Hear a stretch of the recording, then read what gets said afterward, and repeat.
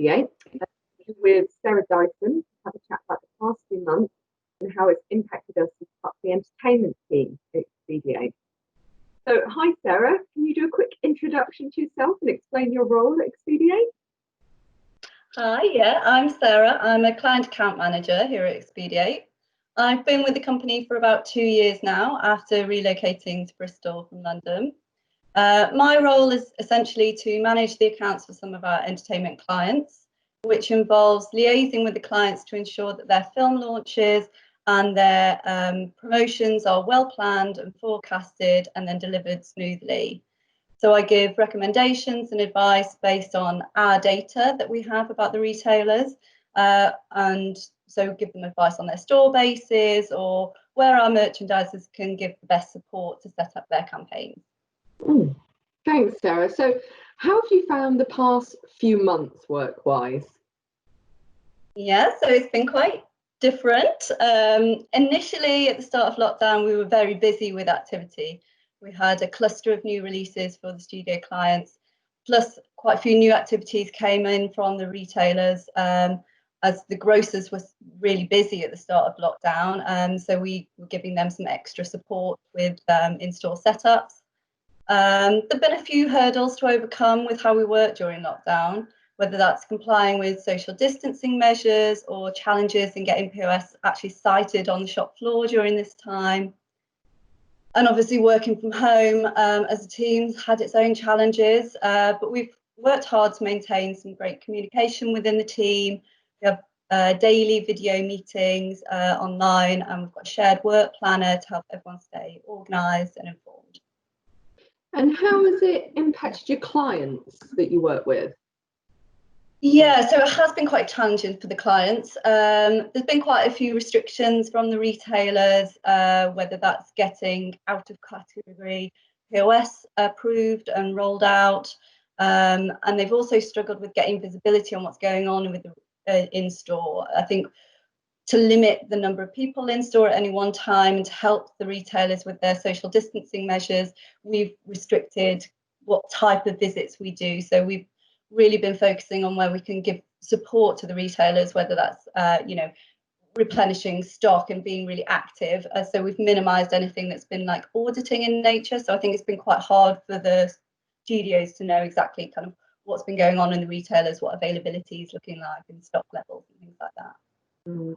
So what have you done differently to combat all of these different challenges that you've faced?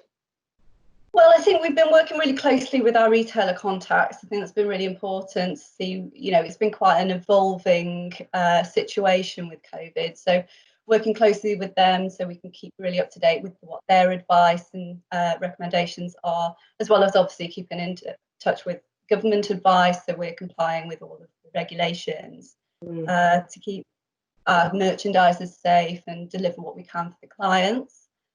We've had to amend some of our practices to avoid any kind of unnecessary personal contact for our guys in the field. So, for example, we've minimised getting our tablets physically signed by store managers, and we've also helped try and support our managers in the field to deal with, higher levels of sickness and people shielding.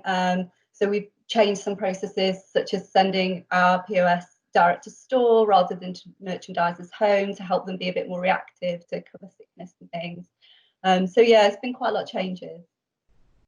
And as a line manager, what have you done differently with your team at the moment? Yeah, so it has been quite different. Like most people up and down the country, we had to adjust pretty quickly to a very different working environment. Whilst we were still in the office just before lockdown, we did kind of an office-wide inventory of IT equipment and kind of an assessment of, will everyone be able to work from home? Will they have everything they need? Can they have internet access and all of those kind of assessments? And then once we started working from home, we put in a daily team meeting to make sure that everyone was informed on what was going on and everyone felt supported, and we could kind of oversee everyone's to-do list so no one's feeling like massively overwhelmed with how much they'd got to get done. So I think that was really helpful. I think it's actually brought us closer as a team because we've had to kind of come together and really bump up our communication so that we're all more kind of closely in the loop with everything. So that's been a real positive, actually. But as a manager, I think it's important now more than ever to understand the various challenges with this kind of situation. You know, it can affect people in different ways. So it's been really important to really pay attention to people in the team when we are having these conversations, to make sure, you know, we pick up on if they're having a bad day or they're struggling with something, so we can, you know, offer them that support. Definitely. And how do you see the future for the entertainment team at eXPD8 and your clients? Well, I think next year is going to be really busy. I think because obviously the cinemas have closed, there haven't been the new releases coming through for kind of this current time. So I think next year's slate is going to be really full of new releases, which is really exciting. I think also what's been going on behind the scenes is the studios themselves have had to work much more closely together and more collaboratively to kind of share information. When, like I said, we're not doing kind of as much audit activity, it's been harder for them to know what's going on in the retailers. So they've been working more closely together, which has been really interesting. And maybe this will be something that will reflect with our kind of studio team, and we'll be working more collaboratively across the studio accounts as well, potentially. And what have you learned personally over the past few months, and what are your, you know, next aspirations? What you're looking forward to next? So I think I've realised, I kind of knew before how important communication is, but I think especially when working remotely, strong communication, regular communication is so important to know what's going on with the team, and also for everyone's just kind of mental health, and having that touchstone and checking in with everyone is really important. I think as well with working from home, it is quite different.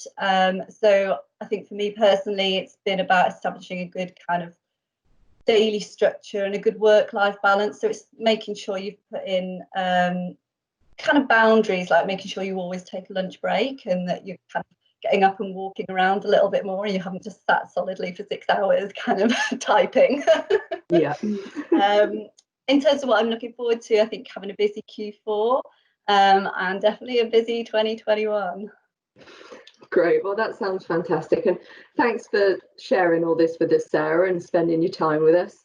And yeah, look forward to next year. Thank you very much. Thanks.